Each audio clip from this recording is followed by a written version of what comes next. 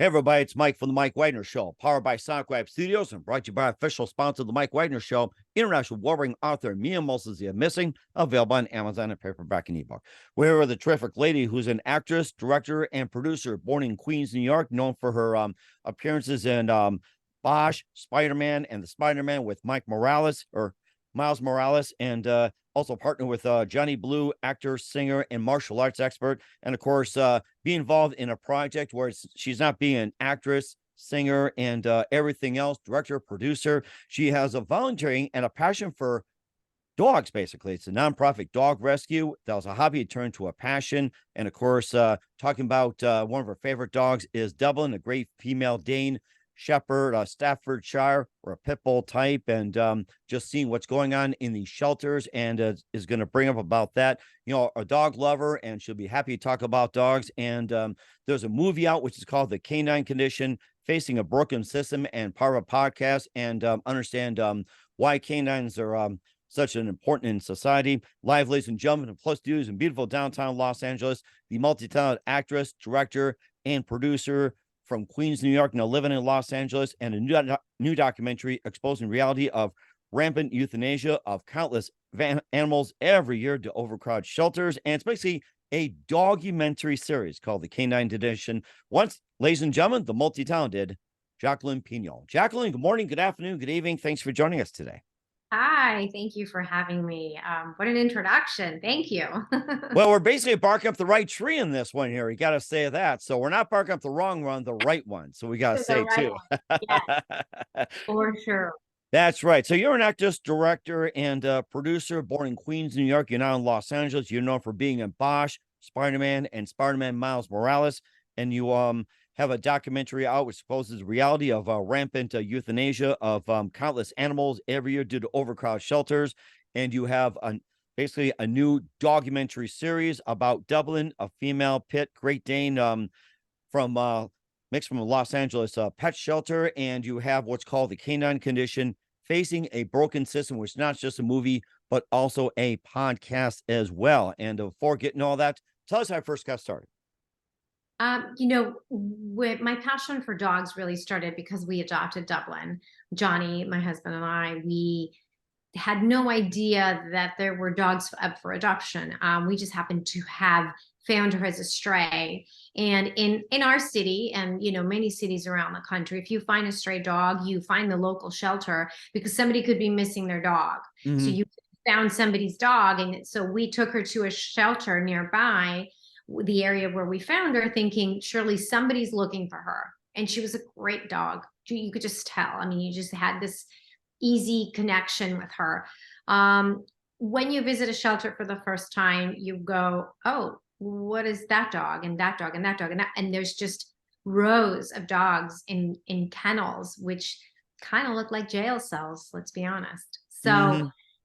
That doesn't sit well with you. It's hard on my heart. And I hope that her owners would be looking for her. And nobody ever did. We definitely touched base with the shelter for several weeks. And then they finally said, when we get full, we have to start euthanizing the dogs to make room for the incoming dogs.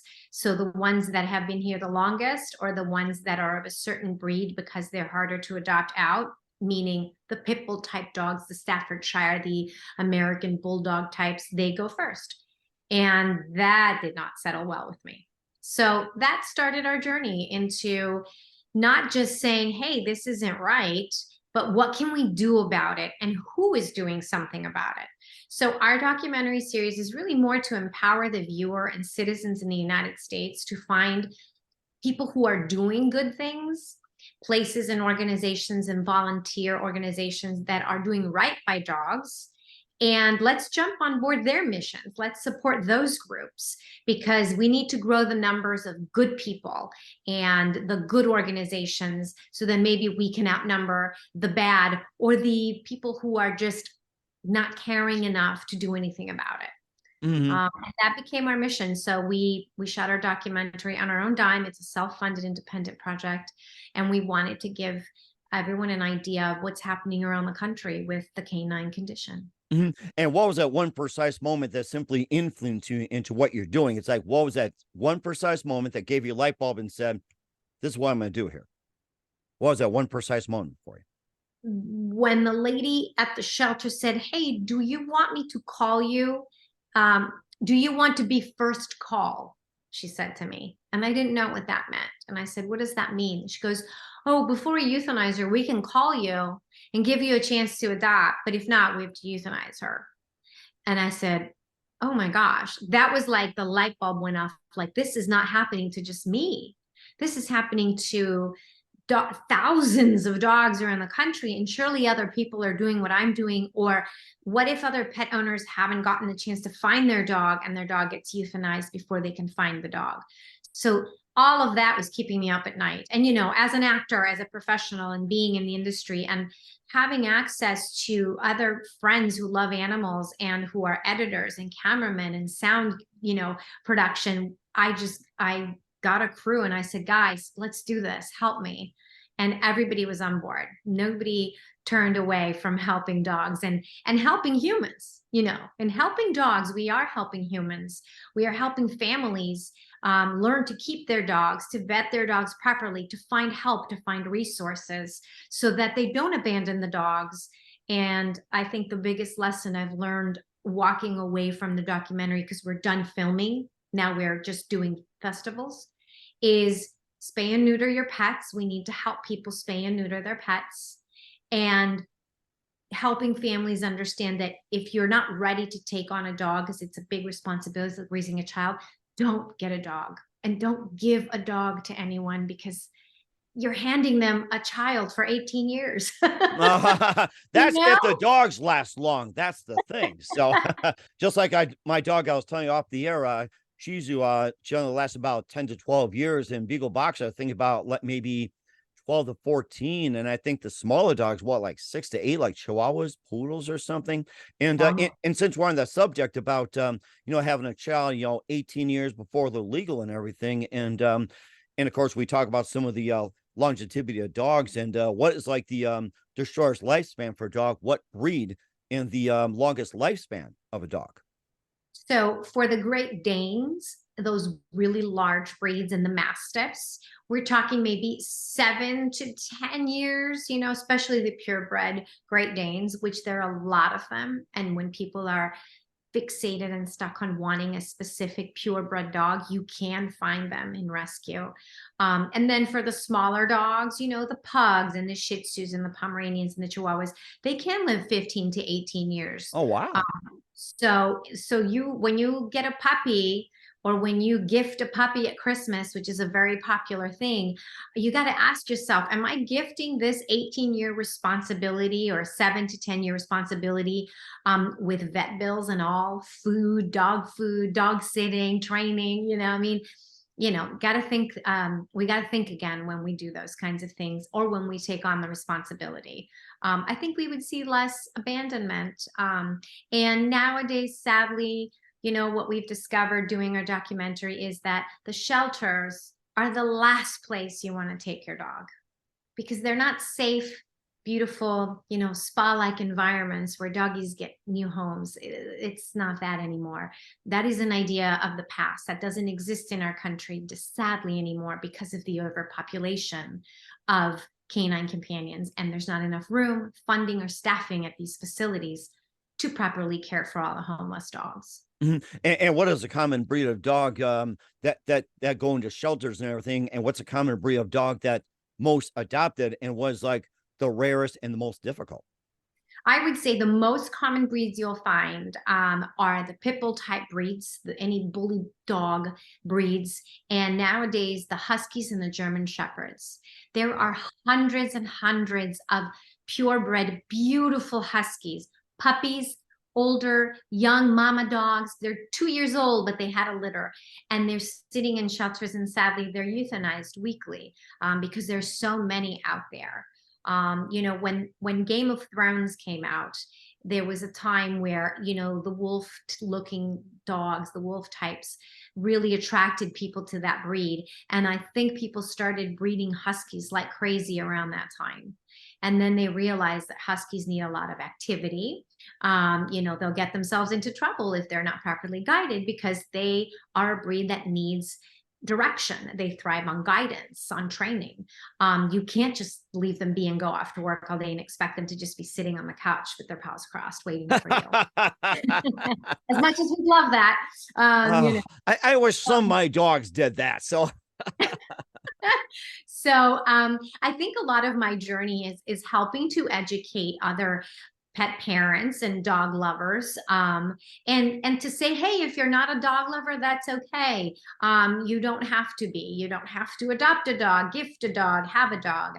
I think it's just about being kind and empathetic and understanding how our society and our communities get affected negatively if we're not responsible when it comes to companion animals.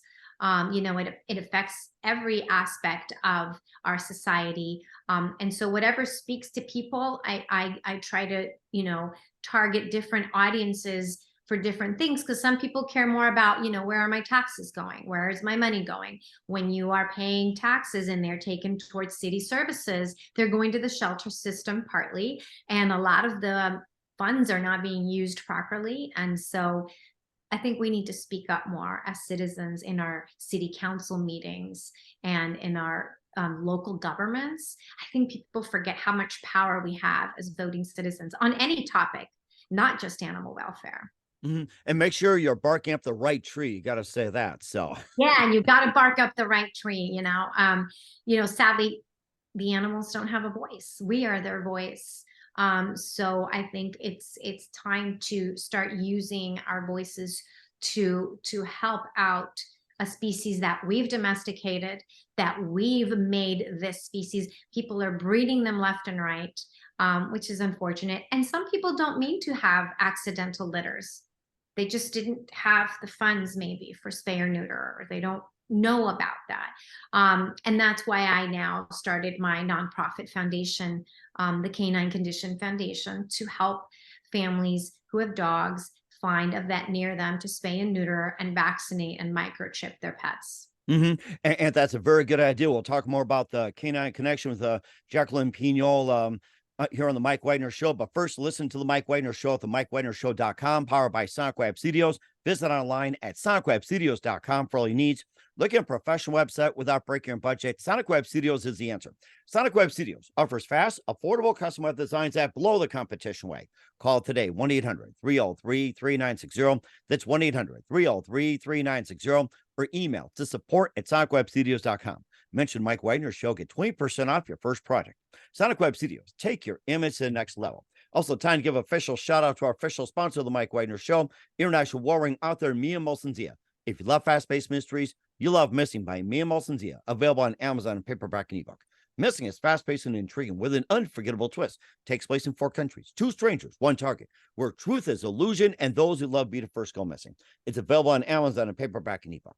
Missing by Mia Molson-Zia has garnered great reviews, and Eve 11 enjoys by Howard celebrities, including Joanna Cassie, Forbes Riley, M&M's. So grab your copy today for Girls Missing by Mia Molson-Zia, available on Amazon. Also, check out the Mike Wagner Show at the MikeWagnerShow.com on our 40 podcast platforms. Heard in 100 countries, including Facebook, SoundCloud, Spreaker, Spotify, iHeartRadio, Apple Music, BitChute, Rumble, Pandora, Podbean, and also on YouTube.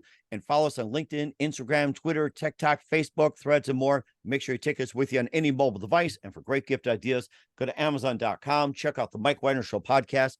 T-shirts, pop sockets, throw pillows, tote bags, hoodies, makes great gifts 24/7 for your family, friends, and your canine loved ones. Amazon.com/Mia Molson-Zia. Check it out today. And also support the Amazon.com/Mike Wagner Show. And check out Amazon.com/Mia Molson-Zia for great books like Missing, Once, and Wrinkles, plus t-shirts, pop sockets, hoodies, phone cases, and more. Amazon.com/Mia Molson-Zia. Check it out today. And support the Mike Wagner Show on Anchor FM, PayPal, and the MikeWagnerShow.com.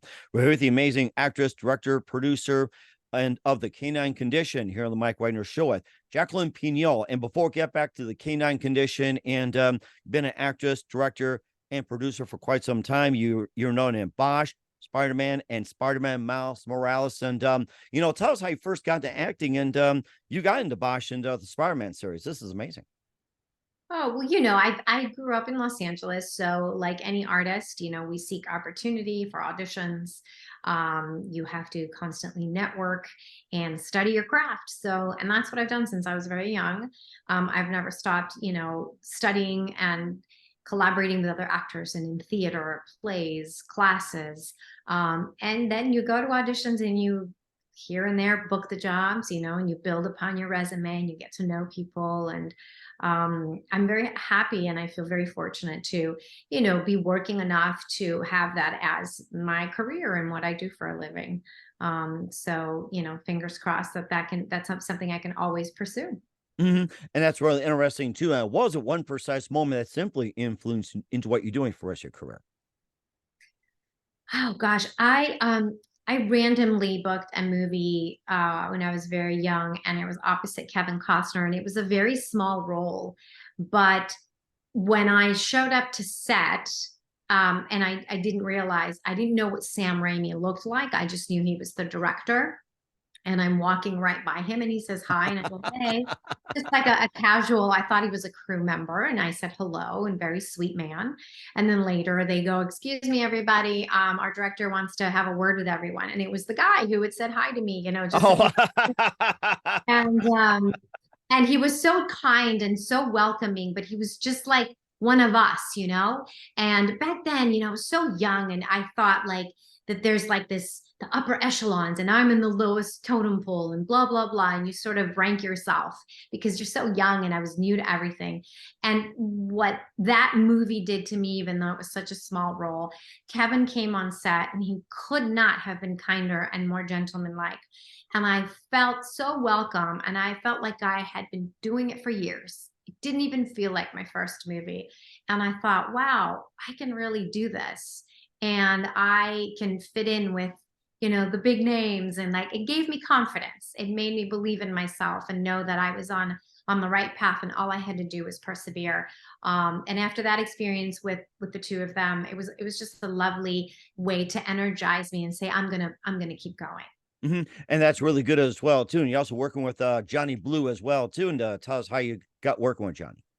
Johnny and I met years ago, and he's my life partner. And he happened to have been one of the first non-Chinese artists of Mandarin Chinese pop music. He loves the language. He lived in Asia for many years. Oh wow. He's fluent in Mandarin. And I, by chance, had just been to Beijing. I had studied Mandarin on a summer program, and I was volunteering out there with an orphanage outside of Beijing, just because I like to do things that are different. As an artist, I also need to step away from the industry. I need to go breathe fresh air somewhere else and have other experiences to fill my life.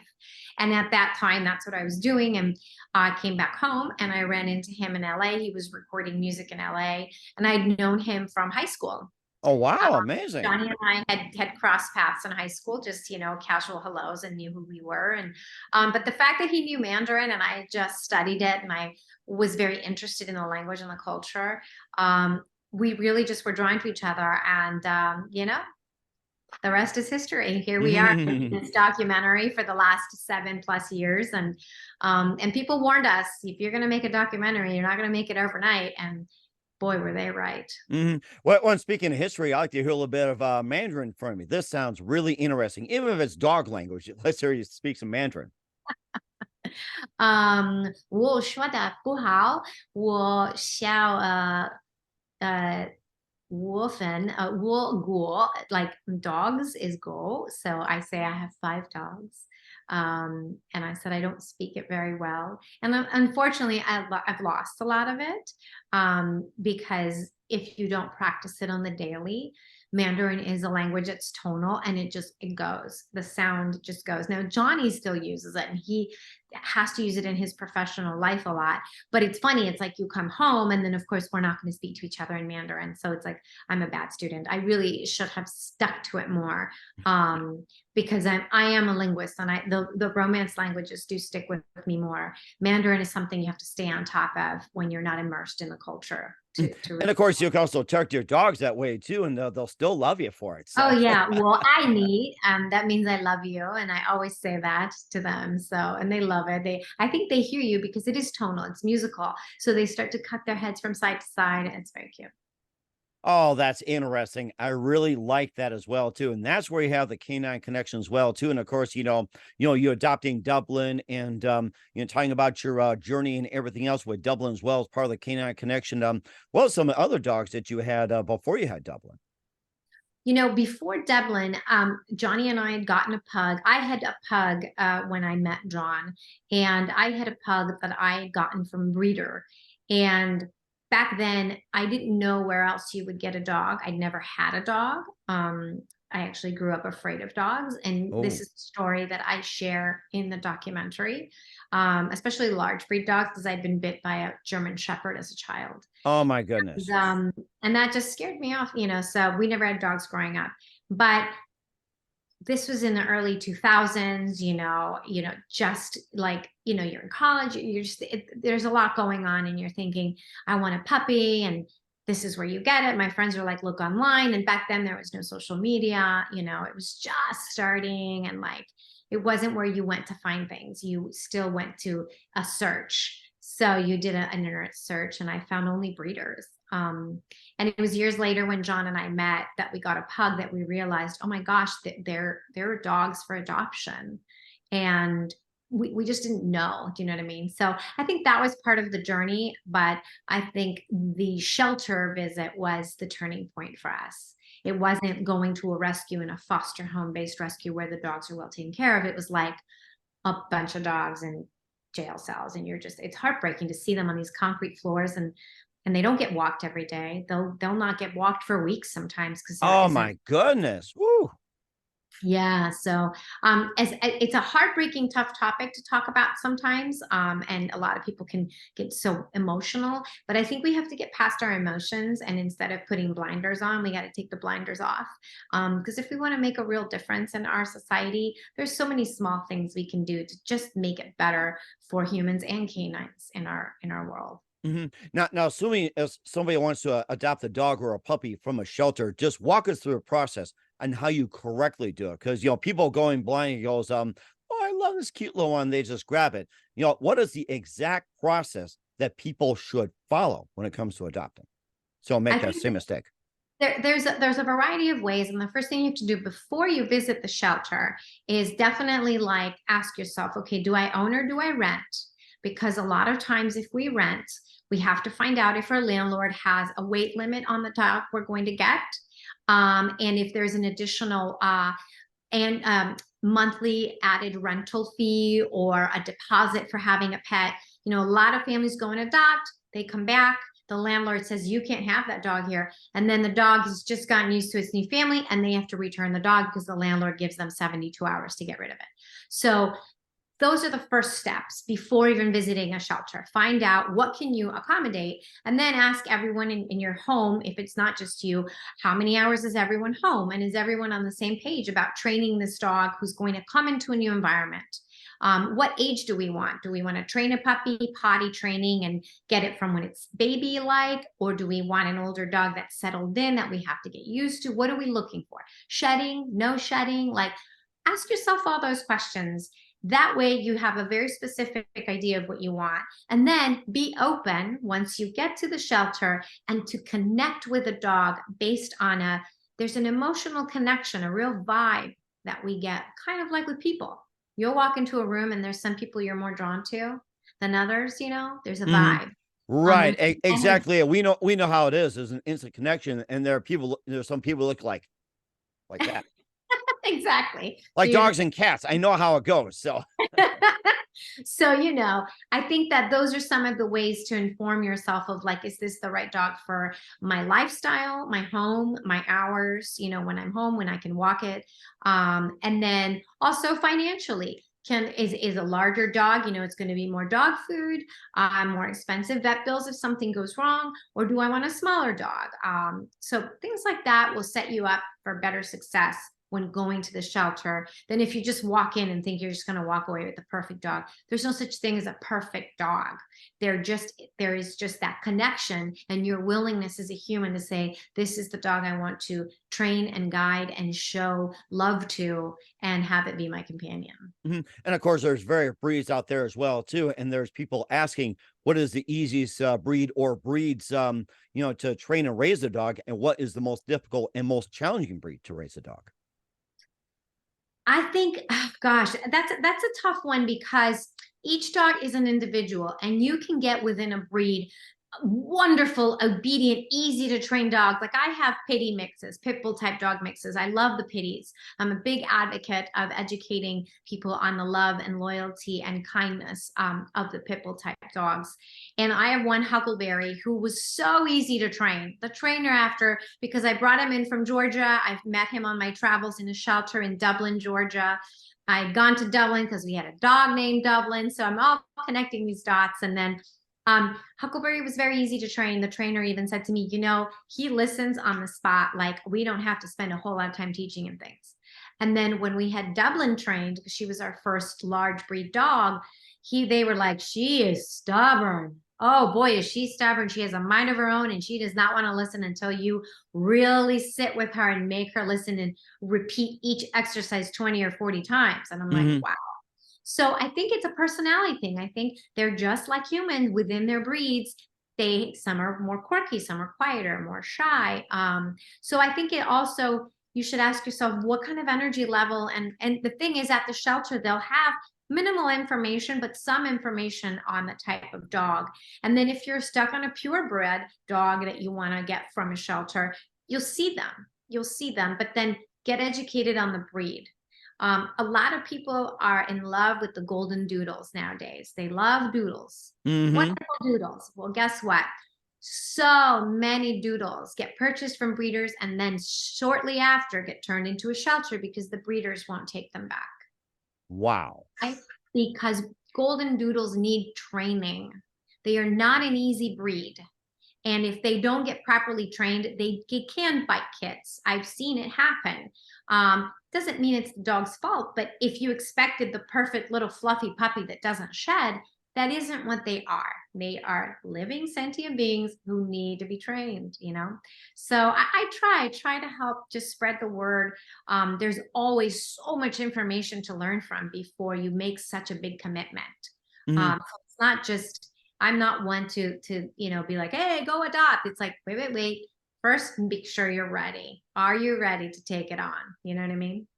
And what else should people know? What else should people know about adopting dogs as part of the Canine Connection? What else can people learn from it? And what else should people know before they adopt? Well, I think that, money wise, it is cheaper to adopt from a shelter, and they are going to give you the dog spayed or neutered and vaccinated. It is a lower fee, but you're going to know less about the dog. So you're going to have to do a lot of that work. If you go to a nonprofit volunteer dog rescue, which you can find many of online, you can follow our Instagram page, and we recommend tons of dog rescues that we find that are reputable, that are trustworthy, that are foster based. So if you want a dog that has lived in a foster home, that you can see has, the foster parents have kids and a cat and a big dog and a little dog, then that dog is already kind of has its routine down and the environment down. So moving into your home, if it's similar, may not be such a big change. So you'll know more. And the adoption fee is a little bit higher, but they have also done all of the vetting, and it's been mildly trained, for lack of a better term, because they come from a foster home where they're probably potty trained as well and crate trained. And you're just going to have a lot more information, and the reputable rescues will always take the dog back if it doesn't work out. Or they will help you. They will give you resources because they do want it to work out.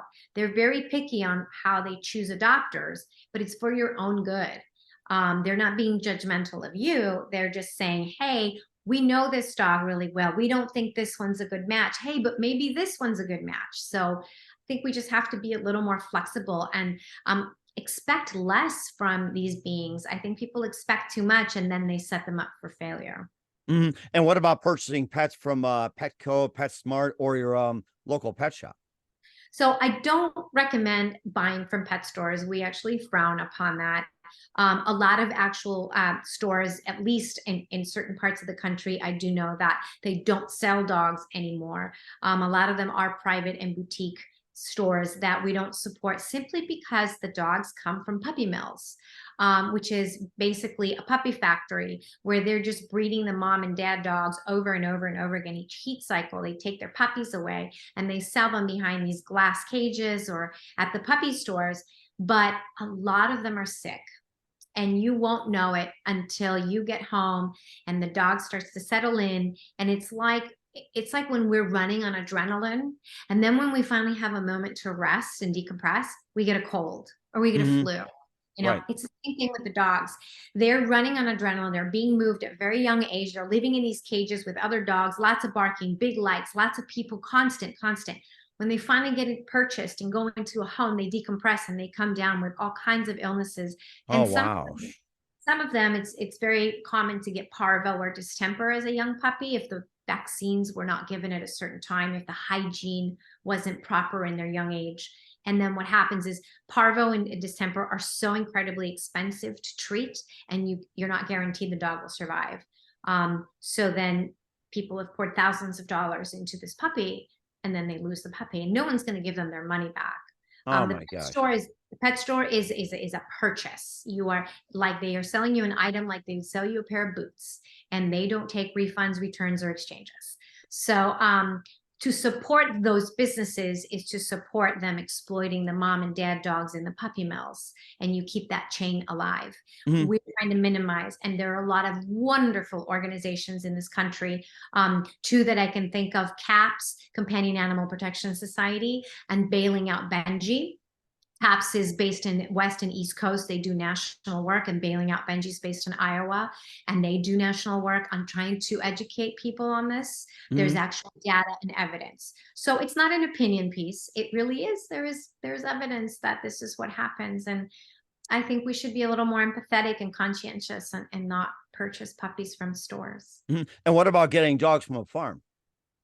Well, and that's different because a lot of times when the farm dogs, they're not, if they're not mistreated, they're not being abused or neglected. If a dog had a litter and the farmer or the people that own it say they want those dogs to go to good homes, it'd be wonderful to safely get those dogs, spay and neuter them, and then that's how we, even at the Canine Condition Foundation, help families who even have had accidental litters. We want to spay and neuter the puppies and the mom and dad dog, and then we help connect them with people who can find them good homes, because we don't adopt out dogs at our foundation. We just do basic bedding and spay neuter. But I think that there's no harm in helping each other. I think sometimes when that happens and you find a dog on a farm, or if it's not the right fit, because not all dogs like cows or chickens or horses, and if the farmer has other livestock and everything, it's not safe for the dog, then they need to rehome the dog. It'd be nice to find families who can take those dogs to other environments. And that's really good to know as well, too. And you also have the Canine Condition as part of a podcast, so it's an extension. We'll talk about it in just 1 minute with Jacqueline Pinol. Listen to the Mike Wagner Show at the MikeWagnerShow.com, powered by Sonic Web Studios, and brought to you by official sponsor of the Mike Wagner Show, international award-winning author Mia Mulson's Missing. We'll be back with Jacqueline Pinol of the Canine Condition after this time out. We're back with the multi-talented Jacqueline Pinol of the Canine Condition here on the Mike Wagner Show. Lots of great information regarding dogs, how to adopt dogs, what not to do, and not just the movie, but also have a podcast. And tell us more about that. Yes. So when 2020 rolled around, as we all know, we had to stop, and there was nothing for us to do out in the world. But I didn't want to. We had just finished filming most of our series. We were ready to start post-production with a few pickups, and we couldn't. There was no way to work. So I thought, how can I keep helping or keep the message alive or keep the conversation going? And I thought, let me start a podcast.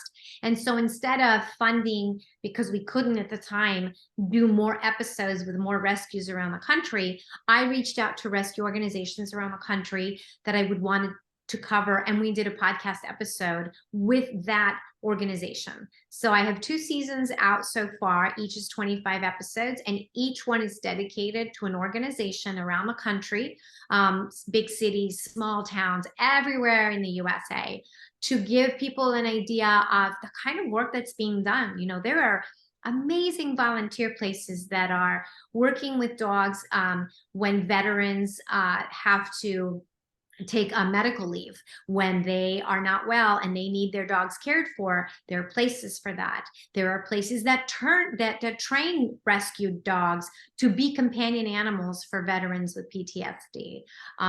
There are other foundations that help give therapy to children from abuse in homes that are in the foster system, and they meet up with dogs that are rescued, and there's a therapeutic, you know, like an exchange that happens there. There's a foundation in Chicago that does that. And I just think there's so much out there for us to learn and do. I was fascinated. I'm going to bring the podcast back in 2024. In 2023, we focused on finishing the documentary, entering into festivals. We've won several awards with a few of the episodes, and we're going to finish our film festival circuit and then get back to the podcast. And where can we find your podcast and the movie at? So the podcast is, you know, on all the channels that you know, people love to listen to their favorite podcasts, just like yours, just like the Mike Wagner Show. Right, yeah, 40 podcast platforms, and we encourage you to do the same thing. And if you get up there in numbers, that'd be great too. I salute you. Oh, right. Yes. So, and then as far as the documentary, until we finish the film festival circuit, we're not, we don't have a distribution. But it's important to us to go to these festivals. It's important to get it out there. And we do a lot of workshops with people where, you know, we can screen it and then talk about it and educate people on the different episodes. We went to Georgia and Pennsylvania and New Jersey, New York, Arizona, California, and Illinois. Wow, so okay. We covered a little bit of each part of the country to give you a taste of what's happening with the canine condition in this country. Okay. We'll certainly check that out as well, too. We're here with Jacqueline Pinol of the Canine Condition here on the Mike Wagner Show. And just a couple more things, Jacqueline. What else can we expect from you in 2023 and beyond? So when we bring the podcast back, we hope to be working on distribution. We want to get this series out. My biggest goal is to be able to tell everyone where you can watch it. Right now, it's 2 seasons and it's 14 episodes total. And we do it in small, it's under 30 minutes. Each episode is anywhere from 10 to 25 minutes. I think small doses is better, concentrated content per episode. But you can really follow the journey and see where we started and where it ends. And it leaves it open for us to possibly continue if there was ever anyone out there that wanted to help us fund continuing this mission. And then for us, it'll be the Canine Condition Foundation. We just launched it this past summer, and we're constantly looking for grants and donations because we spay and neuter people's pets. We want to raise money, and what we do is we pay the bill 100%.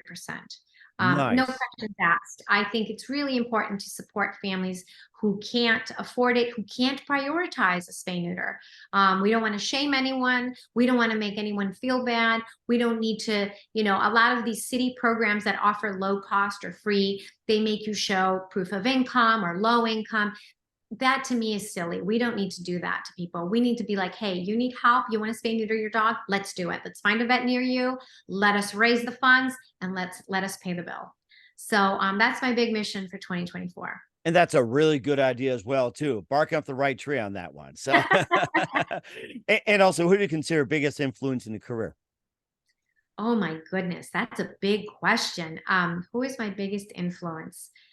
Oh gosh, I have to say, you know, I have so many teachers, and collectively, the coaches and teachers that I've had since college, my drama teacher in college, Diane Benedict, to Steven Anderson, who was my coach for years here in Los Angeles. 2 of the biggest influences in my life to not only be a better actor, but to stay in love with my art, to be in love with my art and to pursue learning it more by getting educated out in the world with more things. It makes you a better actor when you're a more interesting person because you've lived experiences outside of just trying to be an actor. Oh, that's amazing as well, too. And I'm sure Fido is also part of it, along with Fluffy, Brittany, Butch, and more. So, Yes, yes. and, So, thank you. Thank you so much, Mike. and also, what's the best advice you can give to anybody at this point? I think anywhere you find yourself in life, two things. Number one, find a passion that feeds your soul, that gives you the energy and the determination to get up in the morning and do something, and in some way work in volunteering or charity work into your life, whatever cause speaks to you, whether it's children, the elderly, the environment, animals, anything. I think we're at a place in the world where there are a lot of places that need us to give back to our own world, and find what speaks to you and pursue it. And that's very important to do as well, too. We're here with Jacqueline Pinol of the Canine Condition here on the Mike Wagner Show. Jacqueline, very big thank you for your time. You've been absolutely fantastic. Learned a lot from you. Looking forward to having you again soon. Keep us up to date. Keep in touch. Love to have you back. Once again, what's your website? How do people contact you? Where can people check out your works, purchase, or support your canine condition? Oh, so we are very big on Instagram, and it's at the Canine Condition, the word canine spelled out. We're on Facebook, the Canine Condition Foundation, and we are very transparent. You can't miss us. You can also just Google it, and we will pop right up. We love to help, and we love to get help. So I think it's a two-way street with us. So please, I would love to hear from people, and to connect with the Canine Condition on Instagram or Facebook.